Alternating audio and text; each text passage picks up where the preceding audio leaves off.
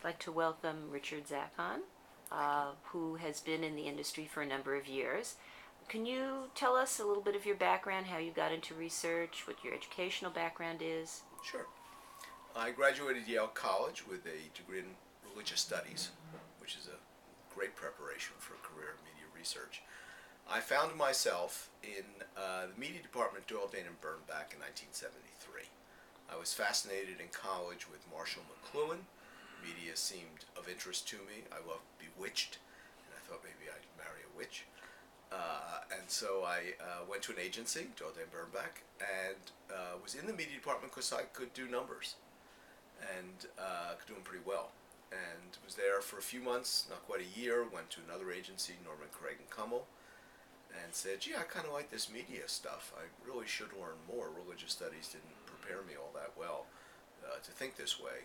So I went to graduate school at Stanford, got degrees in statistics, communication research, and came back after a few years to New York and went to work at a company called Airtime, which was a media buying service, which was a new sort of company back then, and really focused on the marketplace and created a research department there because I did know about statistics and I did know about research and really loved it and grew up. That's where I grew up in the industry, was at Airtime.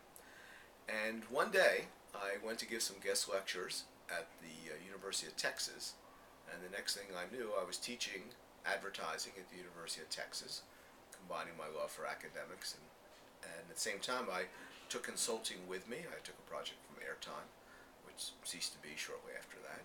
Did some work in Japan for Procter & Gamble. And since then I've been going back and forth between academics and media. I was at the Cable Ad Bureau, and while I was at the Cable Ad Bureau I realized, I really could continue work that I love to do as a consultant, which for me was just more satisfying than being an employee. So that was in 1985, which was 24 years ago, and I've been doing that more or less since then. I took a detour, as a lot of us do in our careers. This was an unusual one. While I was working at Court TV, I went to law school, and I'm a member now of the New York State Bar. I don't practice, but I learned a lot of good Latin phrases that I can drop in conversations, and people think I know something.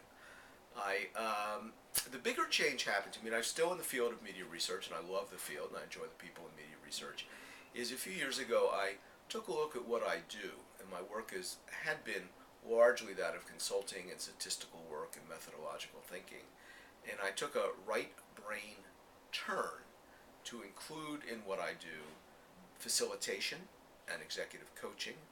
I continue teaching. I teach a course at New York University on TV ratings. And so most of my work now is working with people who are doing analytic media research, and sometimes I do that, but much of what I do is supporting people in their work in media research. I do a lot of work with the Nielsen Company. My biggest project right now is with a group called the Council for Research Excellence, which Nielsen funds, and about 35, 40 of its clients design and execute major research projects in the industry.